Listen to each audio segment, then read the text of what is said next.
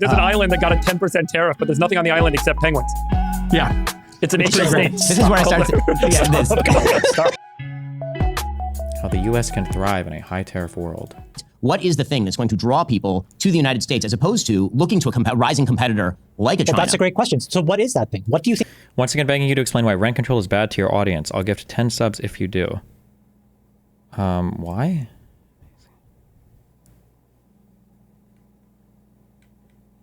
I am economically literate and know that tariffs are bad. Why do you want me to explain this? The problem with rent control is the primary reason why the cost of housing is probably so high is because it's like a physics thing. There's a lot of people that want to be in a little area, or a math thing, I guess. When you got a lot of people that want to be in a little area, then the competition for that area is going to be really high. The demand is going to be super high, and it's going to cause prices to increase a ton. When you put rent control on a thing, okay, there are winners and losers that you're picking by doing a rent control policy. People think that when you enact rent control, they think that you are helping poor people and restricting wealthy people or something, but that's not actually what you're doing. Rent control just favors people that are currently in a unit already. If you're in a unit and it's rent controlled, then you are a winner. If you're somebody who's trying to move to a city but can't find a unit because they're rent controlled and the supply is now lower than it would be otherwise, or the demand is higher than it would be otherwise, you're a loser. So one of the quote unquote nice things policy-wise about rent control is the winners are very visible. If you're in a rent controlled apartment, you're clearly a winner, whether you're rich or poor. And if you're somebody trying to move in from the outside and you can't find a unit, you're a loser, but nobody sees you because you haven't moved there. So in a way, you don't exist to those local economies. So in one way, rent control picks winners and losers based literally just on who's already there. That's already probably not preferential. Maybe some people might value this for like gentrification or culture or some bullshit. I don't know. I think it's bullshit. Other distortionary effects are you hurt people's desire to reinvest into property because now you can't relist it for what the market value would normally be. So things like improving properties with better HVAC, better outdoor improvements or renovations or whatever are highly discouraged because you can't list these at fair market value. So investment goes down, properties end up looking like shit. People aren't able to move into your area. And then it also encourages an overconsumption in housing such that if you live in a really good rent controlled unit, but you no longer need to live there. So either you work from home and you don't need to be in that area anymore. You've had kids, they've moved out, you've lost roommates. If you're in a really good rent controlled unit, there's no reason for you to leave because you might end up paying more in another place. So you're encouraged to stay there, and it causes some stagnation when it comes to actually like leaving these units as well. So I think rent control doesn't help who it purports to help, which is poor people. It just helps people who are already there, and it causes a bunch of bad distortionary effects that probably lower the overall supply of housing in an area and discourage people from being able to move into a city, basically. Okay.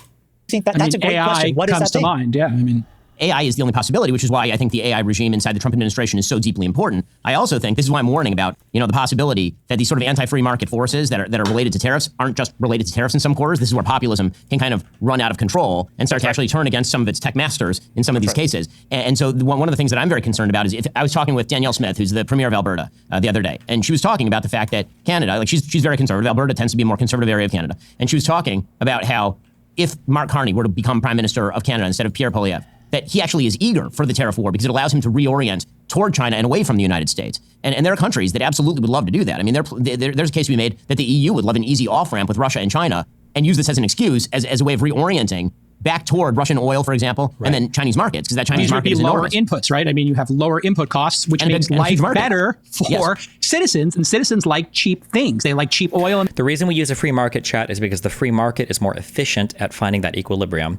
While that is generally true, that assumes you have to be careful because free markets are, when you talk about a free market, it's almost like free market is theoretical, okay? But you have to engineer good policy, right? If I were to walk into Tesla and I were to look at their rocket designs, I would have a whole, like as a pure physicist, okay, maybe, now I know a physicist would never be this stupid, but like you might ask questions about like, why do you have, these secondary control surfaces, or who cares what the temperature is? Like, let's just assume we're in a frictionless vacuum when we're launching this rocket. Why do you use different types of fuel at different parts of the atmosphere? Let's just do frictionless vacuums. Well, we don't live in a frictionless vacuum.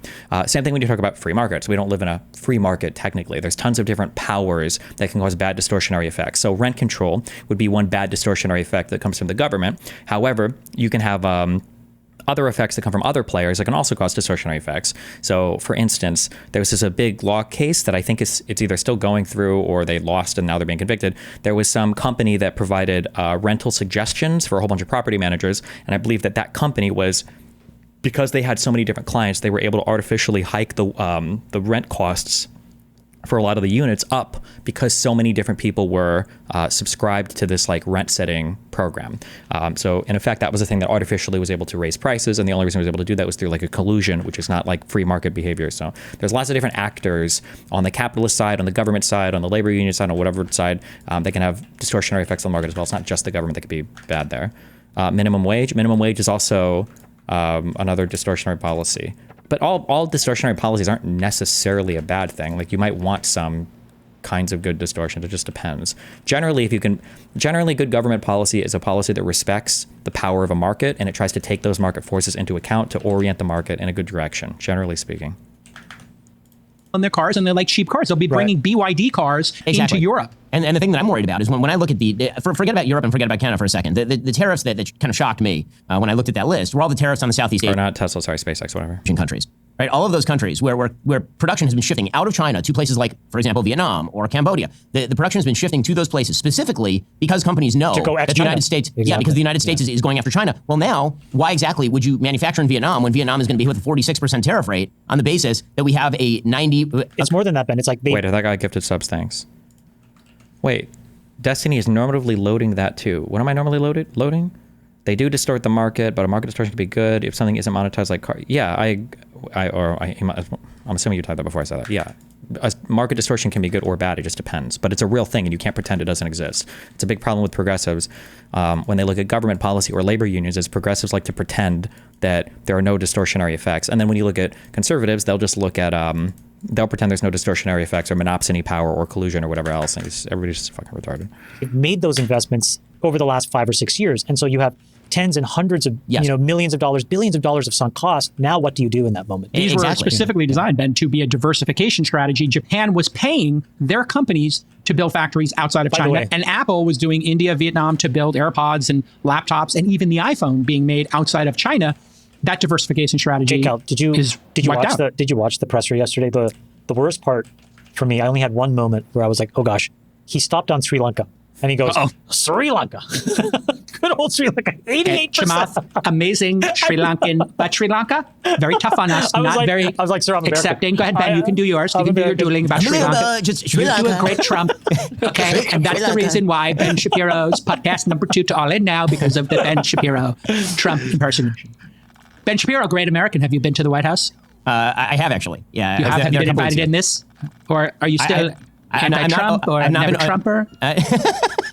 He was a nasty never Trumper. Now he's pro-Trump. Yeah, exactly. I had the same exact trajectory as J.D. Vance, except I didn't end up vice president of the United States. But I think that again, when we talk about the rollout, the fact that, for example, the meme online right now, and I know we all kind of live in meme world, that the meme is the president and J.D. Vance lecturing a penguin. Because on that chart is the Herd Islands. Have you even apologized for eating all that mackerel?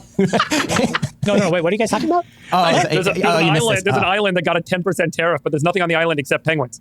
Yeah. It's a nation state. This is where I start. Come on now. Have you even apologized? Okay. You got no cards. There are no cards. This penguin has no cards. It's just, you have no cards to play, okay? Absolutely epic. You've got a great tuxedo. At least you showed up. Okay, I'm good on this one.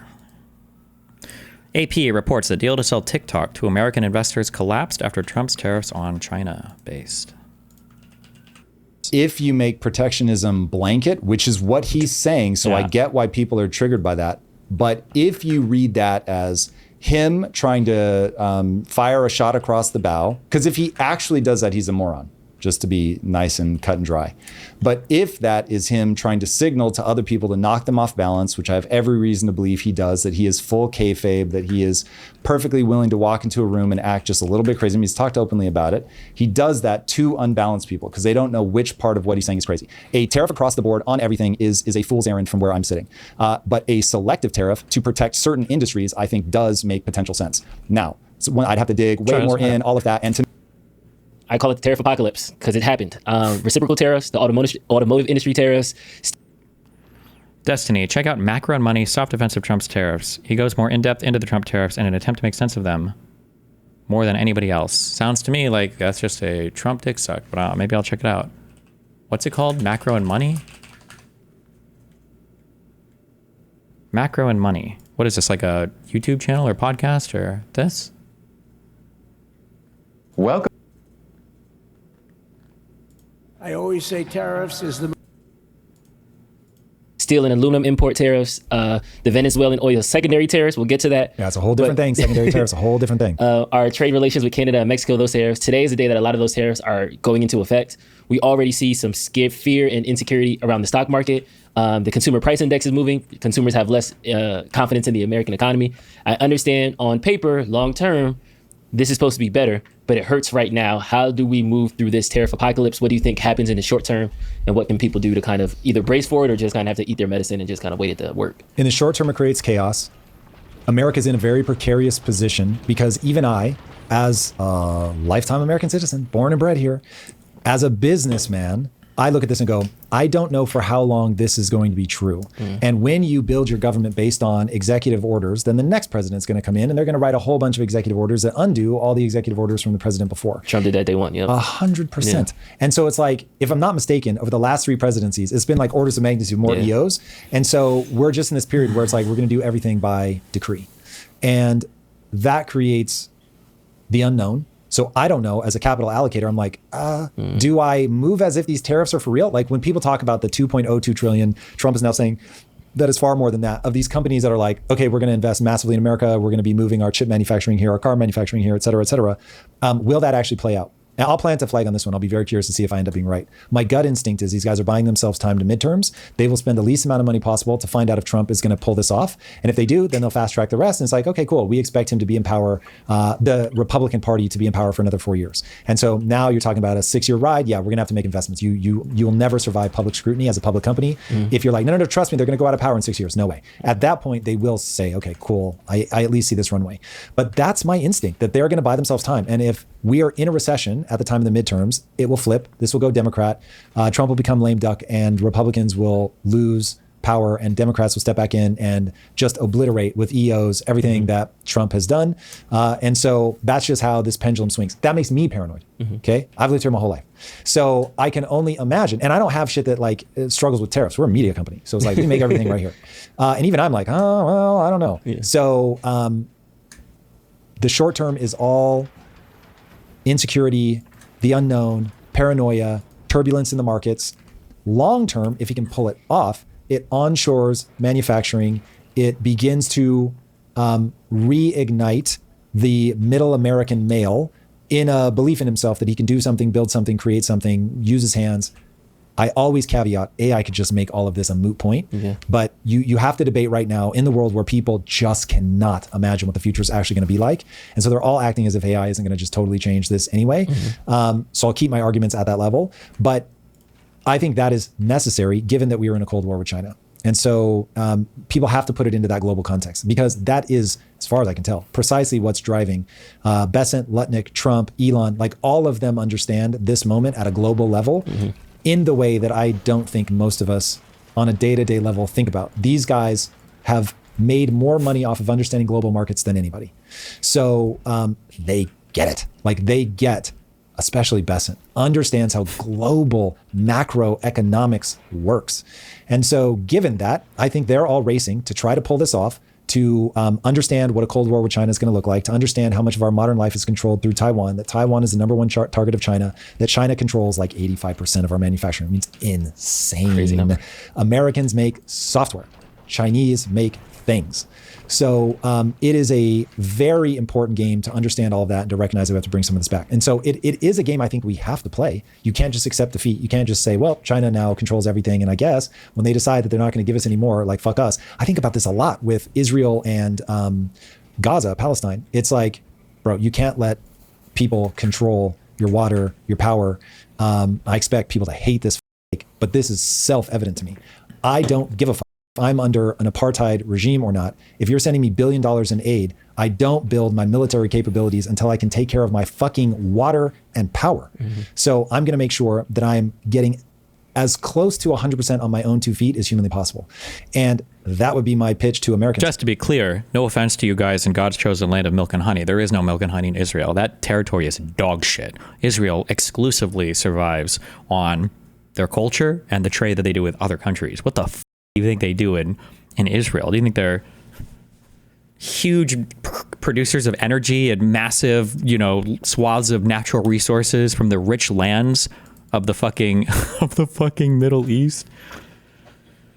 Not the Middle East, but specifically where they live. Yeah, but hey, we are not on our own 2 feet from a manufacturing standpoint. China has got you, man, by the short and curlies, as they used to say. And so us pretending that isn't the case, or us intentionally blinding ourselves, I don't know. But that's why I'm like, kids, don't you hope Trump is right? Like, you've got to onshore some of this. I'm not saying all of it. Where is the future? Like, it's in AI and it's in software. It's in cyberspace. That's a term we used in the 90s. Like which countries are destroying the United States because they could produce and manufacture textiles? Of this, you've got to onshore some of it. Anyway, I would listen to Bessent. I would listen to Letnick far more closely than I listen to Trump. He does so much chaos in his speaking, in a way that those two are very clear, very cogent. You can track the internal logic. We're going to find $1 trillion in deficit with Doge. Sorry, we're going to find $1 trillion in deficit spending with Doge. Are we? And then we're going to find $1 trillion in additional revenue from things like tariffs, things like Trump's gold card. We're going to balance the budget, and then we're going to deregulate. We're going to unlock the economy. We're going to get to, say, 4 or 5% GDP growth. Yeah. And now all of a sudden, everybody's feeling good. If they do that by the midterms, dude, you got another 4 years on top of this. So it's just a question of, given the complexities of global markets, can they? Yeah. I don't know. And then drilling down into the Venezuelan secondary tariff. So reciprocal tariffs, they have 200 tariffs on American avocado. So we put 200 tariffs on Indian. 200%. 200% on there. So that's the reciprocal. But secondary is something different that you broke down. So I want you to break that down too for those of my, and that's specifically to countries importing Venezuelan oil. Yep. So a secondary tariff is where the economic warfare machine that is the U.S. Treasury Department, which Bessent even said, when asked, like, what was the thing you find most surprising about your job? And he said, how much of my time is spent on national security? Meaning I'm going to go to countries and be like, you imported Venezuelan oil. Nope. Now there's a tariff across whatever on your country. And so this is how you break the back of an economy and this is the thing that we haven't done with Russia. To me, Venezuelan oil is whatever. This really plays out in, can we put secondary tariffs on anybody that does business with Russian oil? And you're starting to hear Trump now make noises about it. This is the drum that I've been banging. I will remind myself not to over-index on how much I care about being right. I need to find the right answer. It's the only thing that matters. I'm going to be wrong a lot. But this was one of those things where I was like, this is almost certainly the play. Trump is not a stooge for Putin. And he's going to put in his back pocket that if Putin doesn't play ball, because to look like a hero, Trump has to end that fucking war. Because he said, I'll end it on day one. Everybody knew that wasn't true. Yeah, well, okay. I mean, he said he would end it even before he came to office, but okay. But nonetheless, like, you called your fucking shot, bro. And so you got to get this one fucking done. So I think he knows that. And if Putin ends up being the one that's trying to stall, trying to drag this on, that's going to be obvious for everybody paying any kind of attention. And so Trump has said, I'm going to use secondary tariffs on the Russian oil and gas economy, because the reason that they've been able to continue to thrive and run this war is all the sanctions that everybody put on them was on everything except their largest industry by a country mile, which is oil and gas.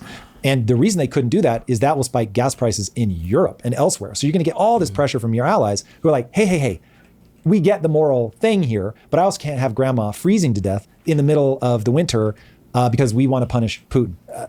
My populace is not going to go for that. So why not? Don't we support Israel doing it to the Gazans? Right? What, isn't Netanyahu talking about cut all their shit off, see if they fire, make Hamas do shit, right? If we can do it to people in Gaza, why can't we do it to the Russians? Oh, pussies. This is where it's like, okay, understand not him, but Trump potency of a secondary tariff if you can pull it off. So I think what Trump is betting on is that we can up our production here in the U.S. Of oil and natural gas, and then we can export it to make up that demand. So we would effectively be taking market share from Russia. Fucking awesome for us, man. Awesome for us. Devastating for Russia if we can pull it off. So yeah, my hunch is that that's the algorithm that Trump is running. And he's saying something to Putin like, you have two choices. Choice number one, end the fucking war. Choice number two, I'm going to take your market share and sell our oil and natural gas. Now, there's a huge base assumption in there that we can meet that demand at a price that would be of roughly equal value to Europe. And I have not looked closely enough at it to know if that's true. That breakdown rides in the back of that assumption. But his behavior doesn't make sense. Like, there's just so many things I wish I could do. I want to go on to a place like these. I want to go to a podcast like this, places like this, and I'll be like, trans kids and wokeness. And they're like, yeah, this is horrible. No, it's not horrible. It's an amazing start for negotiations. It's like, negotiations for what? Well, you agree trans people are probably real, and we should have trans carve-outs for adults. Well, think about it. If your starting position is my 4-year-old can be trans, suddenly an 18-year-old being trans doesn't seem that extreme anymore, right? Isn't that a good starting position? You negotiate down in age as much as possible, and then you get up to the, what your actual position is. Like, okay, that's what Trump does, right? Okay, maybe. We have some of the best female athletes in the world, right? Yeah. Wouldn't having the occasional low T male or trans female competing with them, wouldn't that boost their ability to compete? Like, imagine how easy it would be in the Olympics if our female athletes also had to train against trans female athletes. I think that this sort of trans athlete policy, in a way, strengthens our own homegrown female athletes in a way that other countries aren't able to, because they don't have the same access to trans women that our female athletes do. Isn't that a good thing? Like, just make like the most retarded arguments ever, but like have like a line of logic behind it. Like, I'm going to mind read that, because we can never mind read Trump when it comes to bad things, right? When Trump said the election was stolen, you need to fight like hell or you're going to lose your country. We're going to go to Congress and we're going to give them the power they need to do the right thing. And then he sends everybody to the Capitol, and then they riot and break in and delay it. Then we say, well, we can't mind read Trump. We don't know what he did. Okay, explain the tariffs again. So for the tariffs, what he's trying to do is he's trying to do primary tariffs and then secondary tariffs in the hope that he stops the war in Ukraine, because it'll cause Russia, who previously was able to trade energy, and Trump is aware that a substantial part of their economy and the ability to sustain their war comes from the energy production there. I don't know why he has to tariff the entire fucking world. Oh, because it's kind of like secondary, tertiary. And I was like, bro, you think Trump even knows what secondary tariffs are? Or what tertiary even means? Or what any, like, what the when have you ever heard Trump talk about this, ever? Minus that. And we see some, you said macroeconomics earlier. So in other international news, China, Japan, and South Korea have agreed to closely cooperate in response to these. The centrist and MAGA supports celebrating this reminds me so much of the energy right before the Iraq invasion. Retards hyping retards into a retard situation. True. U.S. tariff. So we're already seeing other countries saying, okay, this is happening, so now we need to kind of rethink our business deals and our trade deals. Not just countries saying it. It's one thing if Germany and France and Italy, who, hey, they had their moment 80 years ago in World War II, but since then they have not been bitter rivals. When I say China, Japan, and South Korea hate each other, I mean hate in like all capital letters. Okay, I could be totally wrong, and I totally admit it's just based on the limited experiences that I've had being in Taiwan and being in South Korea. But I asked people there, because like I learned as an American, oh my God, World War II, that was some crazy shit and blah, blah, blah. For almost everybody that I spoke to, everybody said that the people that they don't like the most, I think they just said were, it was South Koreans, because they felt like they were the most stuck up when they traveled to other countries. But like people in Taiwan and Japan seem to be fine. And at the end of the day, like people don't care that much. Now, maybe there are other people in these countries, older people, maybe that feel a lot differently. I don't know. I just don't have access to those people, and I don't see them on the internet much. But is it true that these Asian countries hate each other like so fundamentally? I feel like a lot of the conflict just comes from like North Korea and China, like North Korea testing fucking nuclear weapons or ballistic missiles or ICBMs. I don't know if they've gotten up to the I yet. But that's where a lot of this comes from. But I don't know, like, does Japan fucking hate South Korea, or do the people of China hate the people of Japan or South Korea as much? I don't know. Maybe they do, and I just don't see that as much. But seeing the three of them, in fact, there's a reason that they did the photo op where they're doing like the cross-armed handshake thing, like where you each wrap arms as you cheers and drink from your glass. Yeah. So that is, I have to believe, even from their own lens, they view that as this is historic, because the amount of animosity, man, cannot be overstated. Like this is like,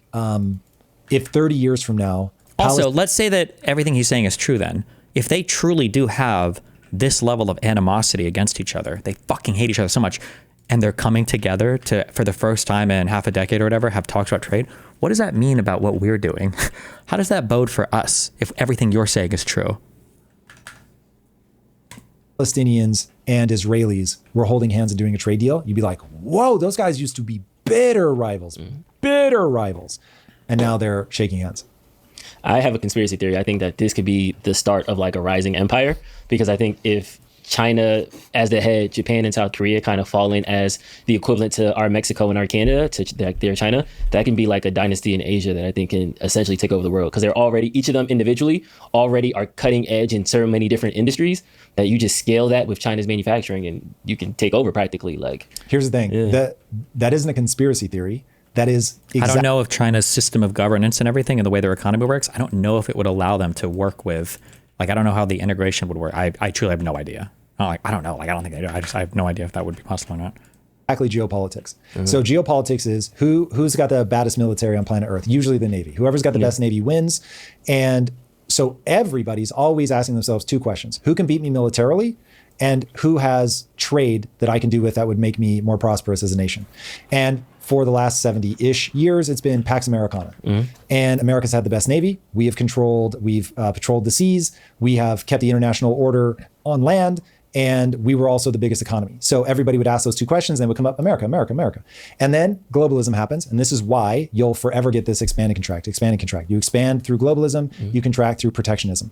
And the reason that, AKA populism, the reason that happens is as you go globalist, you make your quote unquote enemies strong.